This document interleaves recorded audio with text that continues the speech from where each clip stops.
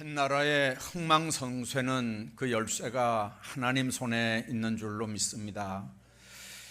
우리 하나님의 도움 없으면 우리의 미래는 전혀 보장이 되지 못합니다. 우리 예수 믿는 사람들이 제일 두려워하는 것 중에 하나가 은혜 없이도, 도우시는 하나님의 은혜 없이도 얼마든지 우리는 잘 살 수 있다고 하는 인본주의와 교만의 불신앙입니다.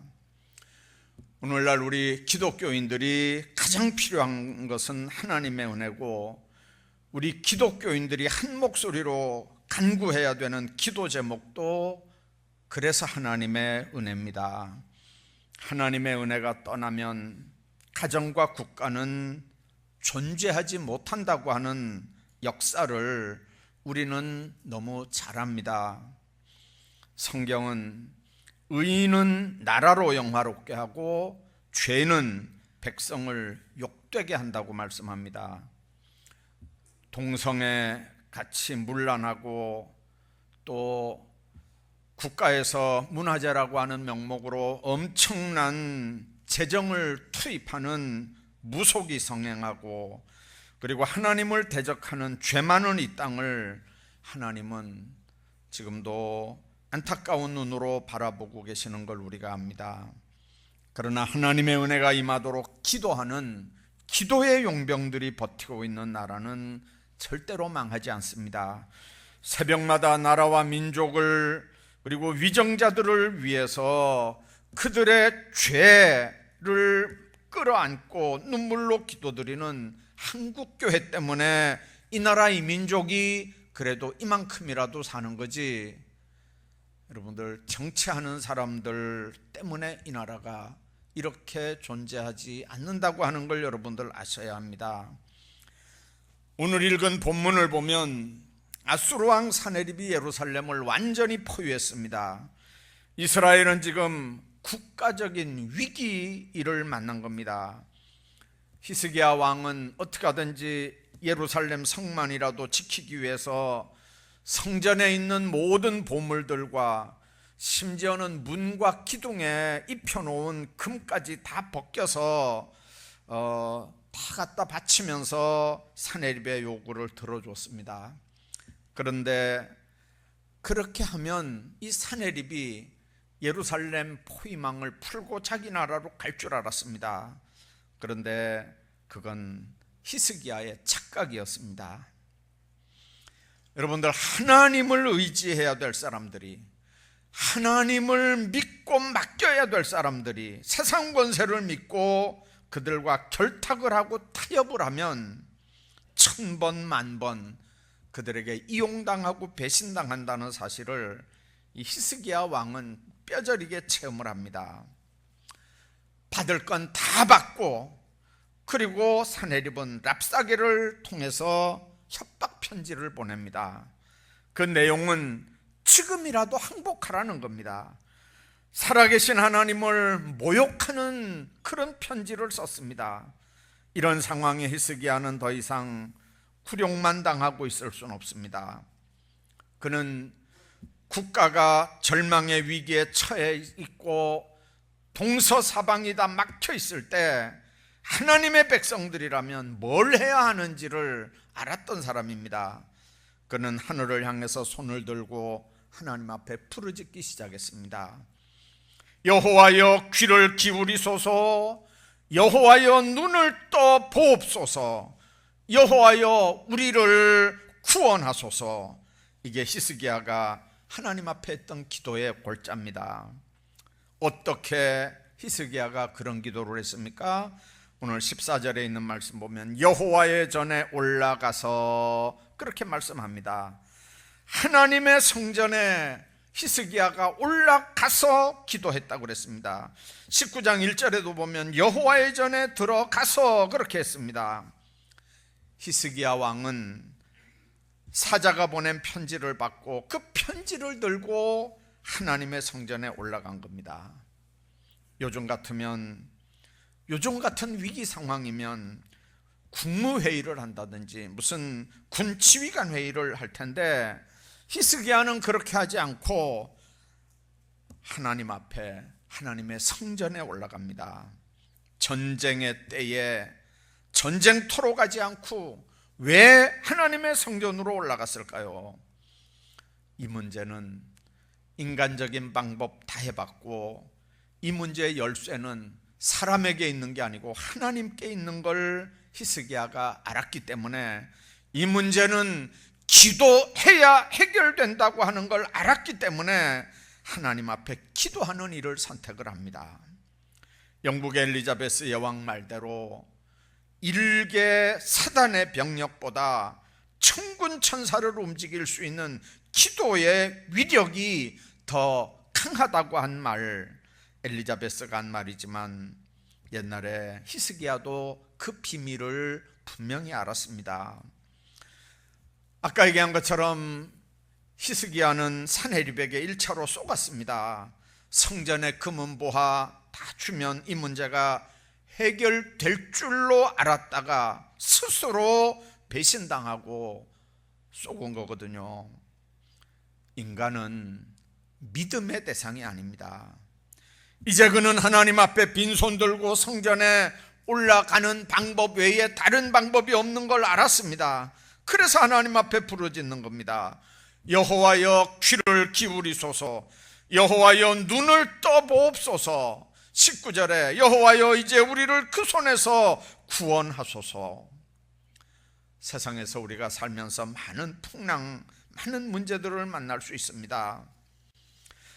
IMF 한파보다도 심한 경제 위기, 거기에 코로나 사태까지 겹친 총체적인 난국, 여야 할 것 없이 달콤한 복지 유혹으로 인기몰이를 하는 정치인들, 대기업을 향한 정치권의 행보, 북한에서 들리는 소식들에 너무 쉽게 반응하는 이 정치꾼들의 모습 속에서 우리는 너무 힘든 그런 세상을 지금 살아갑니다.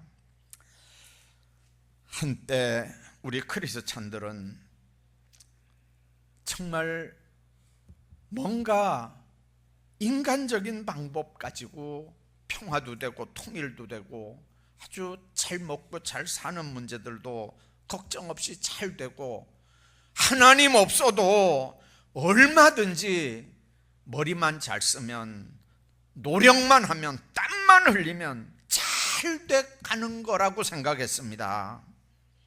그런데 여러분들, 지금 이 어려운 상황에서 우리가 할 수 있는 일이 뭡니까? 예수 믿는 사람들은 성경에서 그 비밀을 찾는 수밖에 없습니다.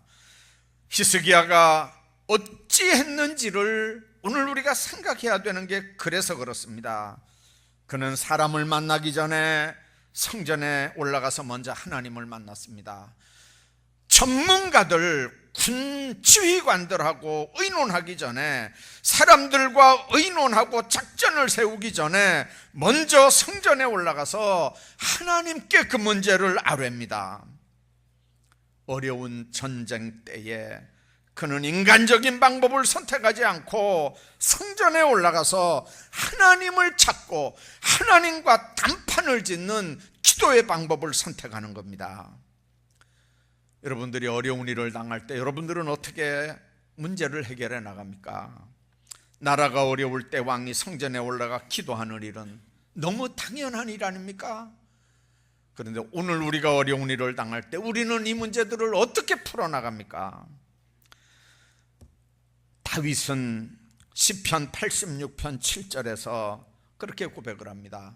우리 같이 한번 읽어볼까요? 시편 86편 7절 시작.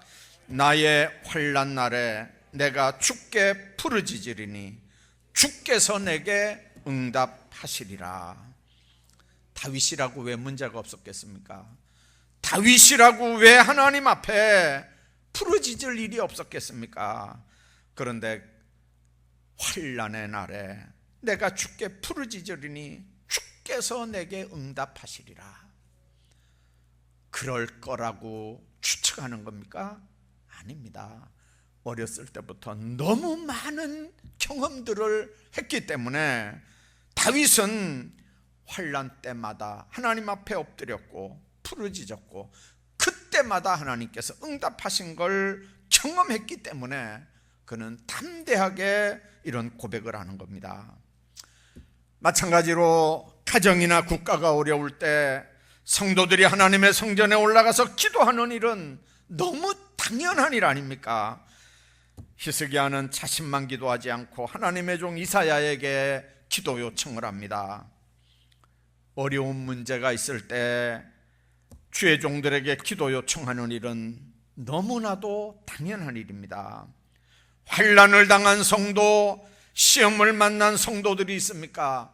주의 종들에게 기도를 요청할 수 있기를 바랍니다. 야고보는 병든 자들은 장로들을 초청하라고 했고 장로들은 가서 기름을 바르며 위하여 기도해 주라고 했습니다. 여러분들, 자식 잘 되기를 바라지 않는 부모가 이 세상에 어디 있겠습니까? 많은 부모들은 그렇게 생각합니다.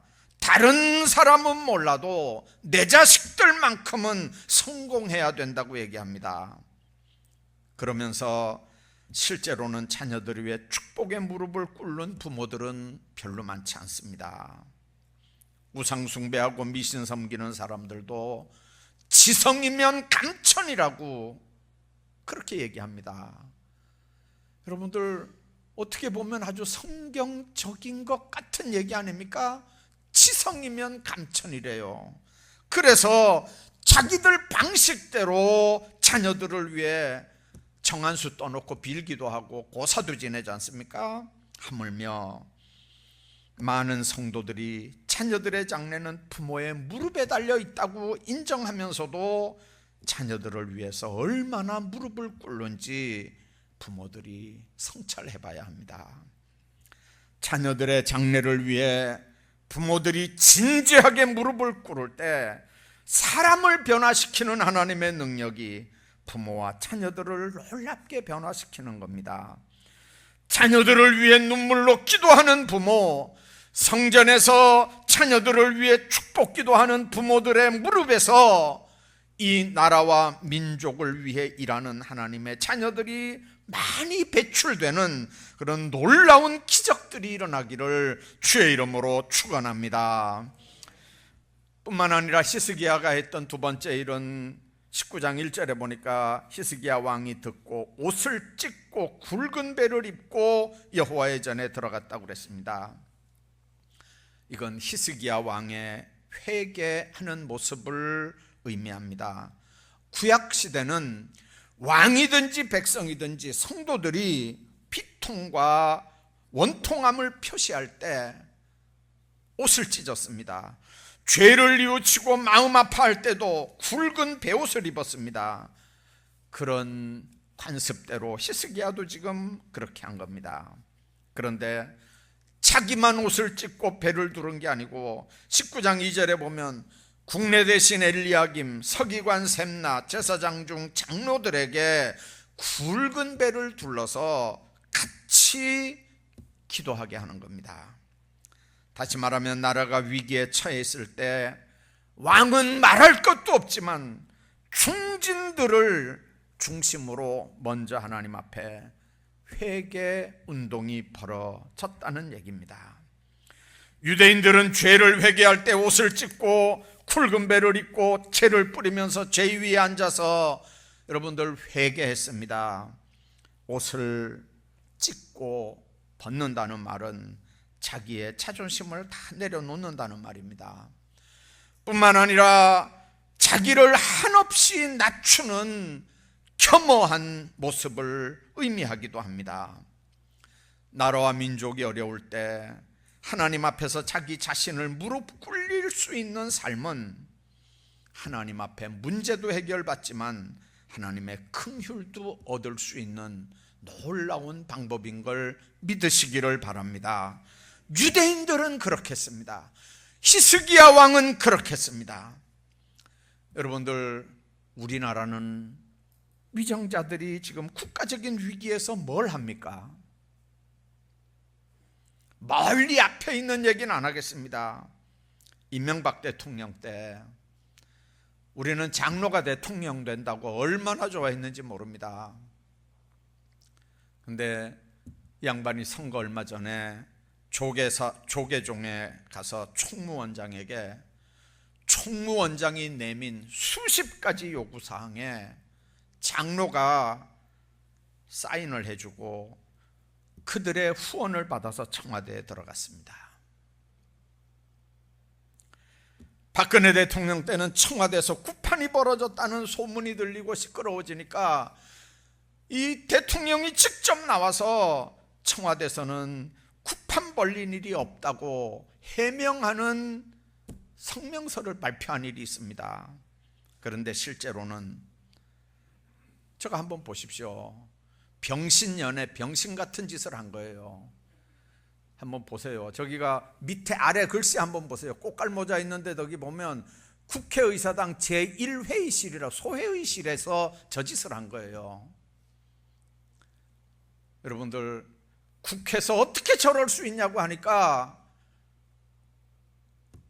이름이 하도 왔다 갔다 해가지고 모르겠는데 한나라당인가요? 그 중진 의원들이 발뺌을 하면서 절대 그런 일이, 국회에서는 그런 일이 없었다고 했어요. 저거 주관했던 사람들이 한나라당 중진 국회의원들이거든요. 여러분들, 하나님이 저런 정권 그냥 놔두겠습니까? 그런데 21대 국회의원 선거가 끝났습니다. 불교 신자가 여당 야당 합해서 33명이랍니다. 카톨릭 신자가 68명이래요. 기독교인이 개신교가 93명으로 발표가 됐어요. 그러면 여러분들, 개신교만 93명이에요. 카톨릭 68명까지 하면 이 숫자가 150, 60명 넘으면 국회의원의 과반수가 넘는 거잖아요. 예수쟁이들이. 그러면 여러분들, 이 나라 되어지는 모든 일들은 예수쟁이들이 알아서 국회에서 의사결정 다 해야 될 거 아닙니까? 입법도 하고. 그들이 기도하는 사명감을 가지고 국회에 갔다면요, 여러분들, 하나님의 뜻을 얼마나 정치에 반영을 하겠습니까? 그런데 실제는 저 숫자가, 개신교 93명 저 숫자가 표 때문에 교인된 사람들이지 실제로는 진짜 교인은 아니라고 하는 걸 우리가 알잖아요. 그럴 리가 있겠냐? 여러분들은 알지만 저는 설교 준비하다 이 국민일보 캡처한 걸 보고요, 제가 얼마나 놀랐는지 몰라요. 국민일보 기사에 보니까 이런 얘기가 있어요. 3월 20 며칠 날인데, 기독자유통일당 거기에서 3월 25일 날 오후 비례대표 후보자 1번으로 이 아무개, 이 이름이 있는데 이 모 씨를 그 최고위원회에서 그 비례대표 1번으로 선임을 했어요. 이 사람은 국회의원이거든요. 그러니까 안심하고 이제 했겠죠. 그 최고위원회에서 그렇게 결정을 했어요. 비례대표 1번으로 확정을 했어요. 그리고 그 다음 날 비상으로 또 최고위원회가 모였어요. 그래가지고 어제 결정한 비례대표 1번 배정받은 아무개를 이건 취소한다, 이렇게 그 다음 날 번복을 했어요.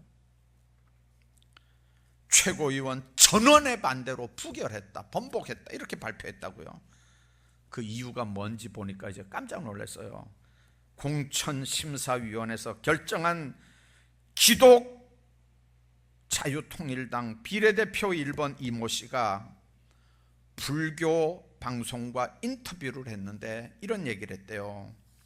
나는 일주일에 한 번씩 새벽 예불에 꼭 참석합니다.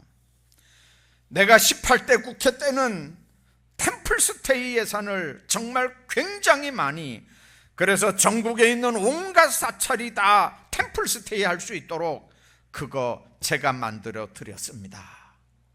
이렇게 국회에서, 아니 불교 방송국에서 이렇게 인터뷰를 했어요. 여러분들, 이 인터뷰한 내용이 이 뭐예요? 그 최고 위원들한테 들어가 가지고요, 밤에 급하게 모여서 그 다음 날, 이건 꼴통 불교인을 다른 정당도 아니고 기독자유당의 비례대표 1번으로 국회에 들어가게 하는, 이건 말도 안 되는 거다.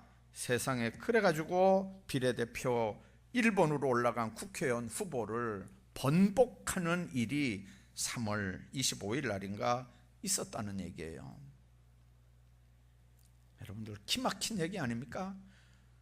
일주일에 한 번씩 꼭꼭 예불 드리고 템플스테이 하는 예산을 확보해서 자기가 그 엄청난 일을 저질렀다고 하는 걸, 여러분들, 기독통일당의 기독 무슨 당의 기독 이 당의 비례대표 1번으로 여러분들 했다는 이 기막힌 얘기들, 이게 정치권의 현 주소예요. 그런데 며칠 전에 5월 28일인가요? 저녁 7시에 외교부와 문화재청, KB국민은행이 후원해서 영호남 지역의 최고 무당들을 서울 한복판에 불러서 제목이 뭐였냐면요, 코로나19 퇴치 구판을 벌렸어요. 이게 매스컴에 다 나왔습니다. 무당 중에는 가수 송가인의 모친 송순단도 있었다고 그랬습니다. 시민단체와 기독단체가 강력하게 항의하니까 이건 종교 행사가 아니고 문화재 행사라고 일축을 해버렸습니다. 주한 외교관들 다 초청했고요, 서울 한복판, 강남구 역상동 LG 아트센터에서 저런 일이 벌어졌습니다.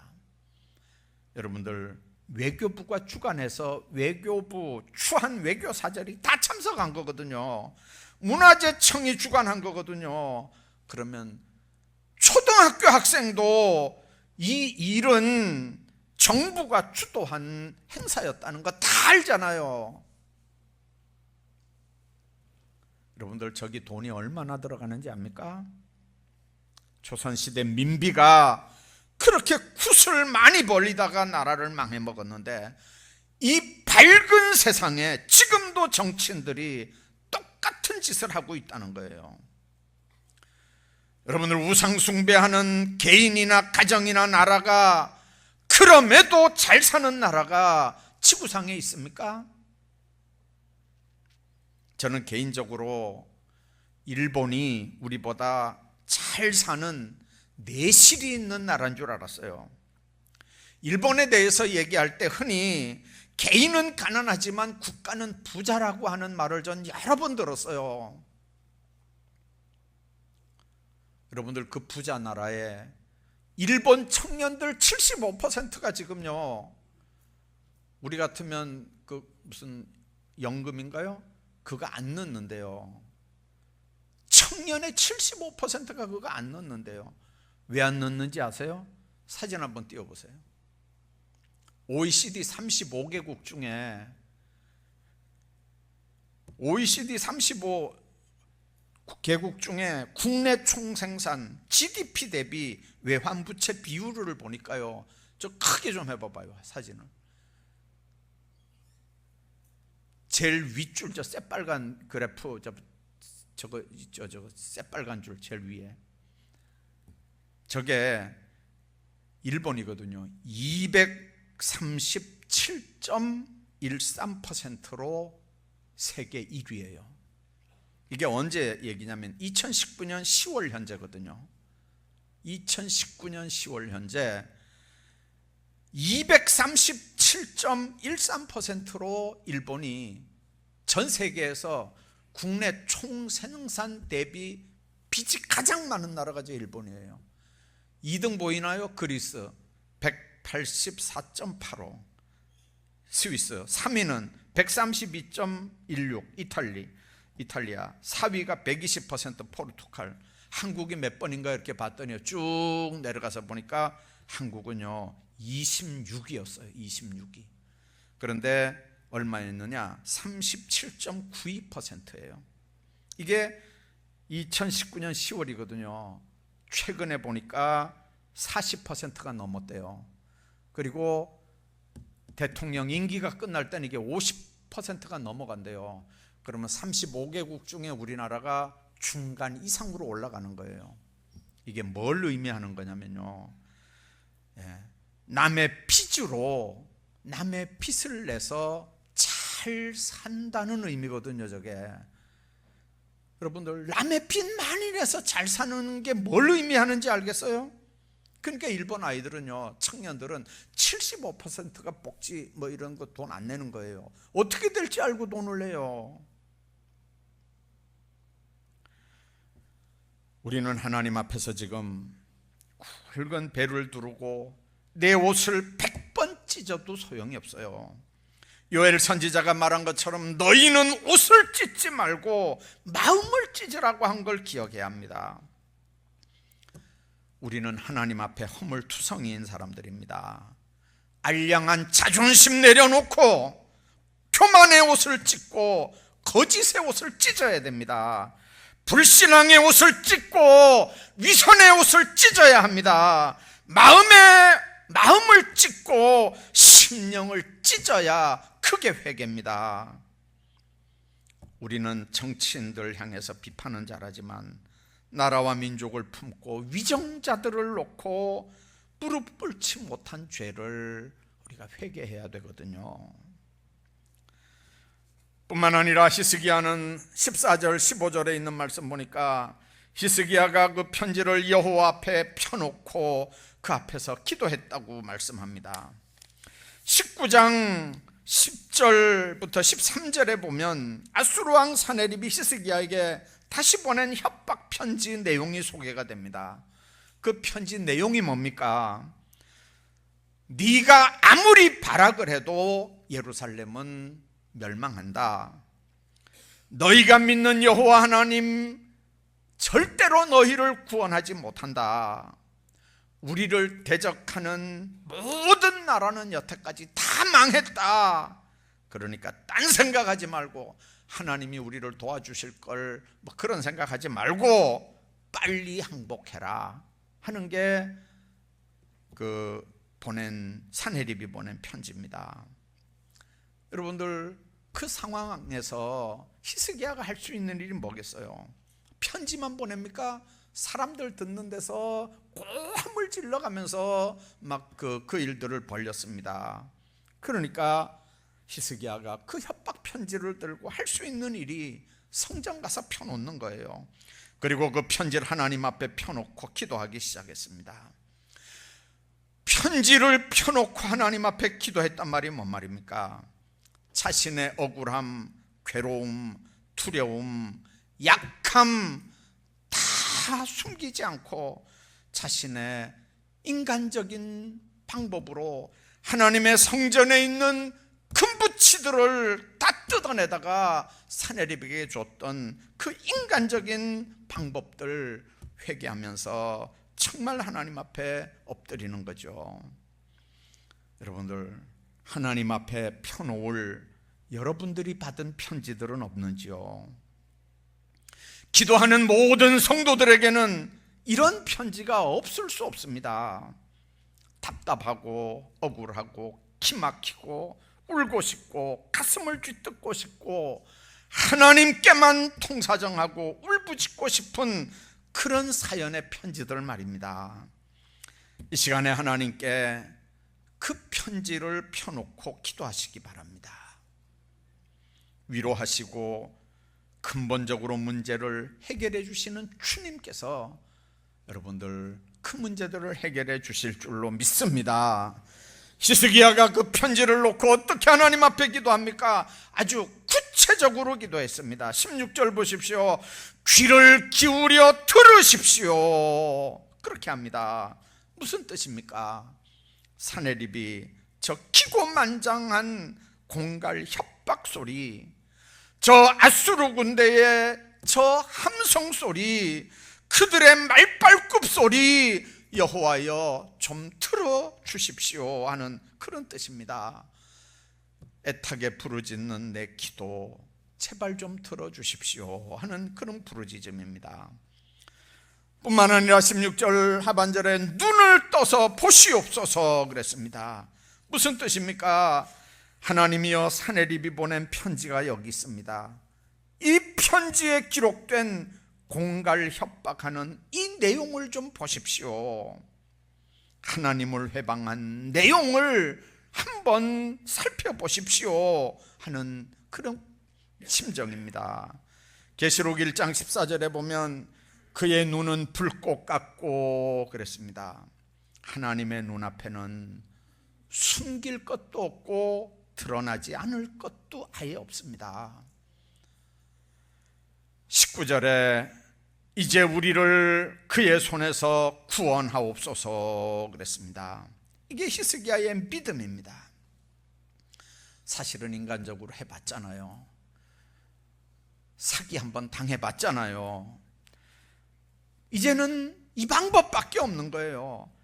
성전에 올라가서 하나님 앞에 편지를 펴놓고 힘이 막강한 사내립 군사를 쳐부술 수 있는 일은 이제는 인간적인 방법으로 할 수 없지만 하나님이면 얼마든지 할 수 있다는 믿음으로 하나님 앞에 기도하는 거예요.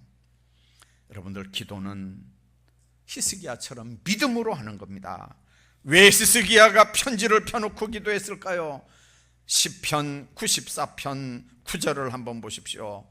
한번 우리 같이 읽어보겠습니다. 94편 9절입니다. 시작.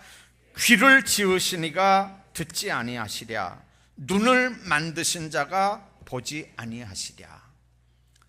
여러분들, 귀를 지으신 분이 왜 안 듣겠어요? 눈을 만드신 분이 왜 안 보겠어요?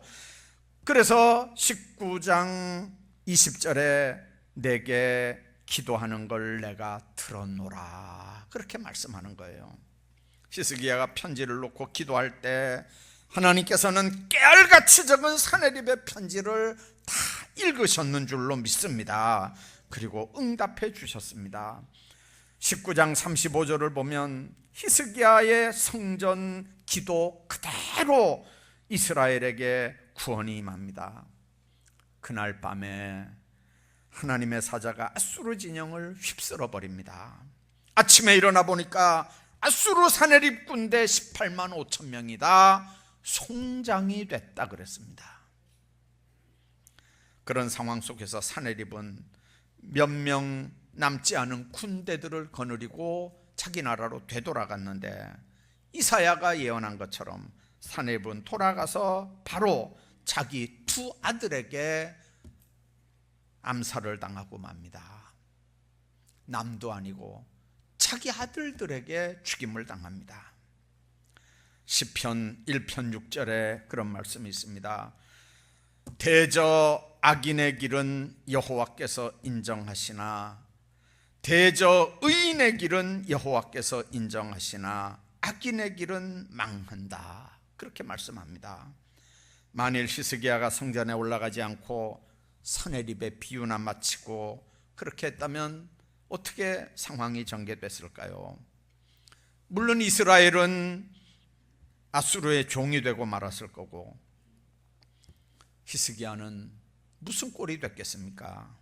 그런데 히스기야는 하나님의 성전에 올라갔고 옷을 찢고 배를 거치고, 그리고 너무나 인간적인 방법으로 살았던 모든 삶을 회개합니다.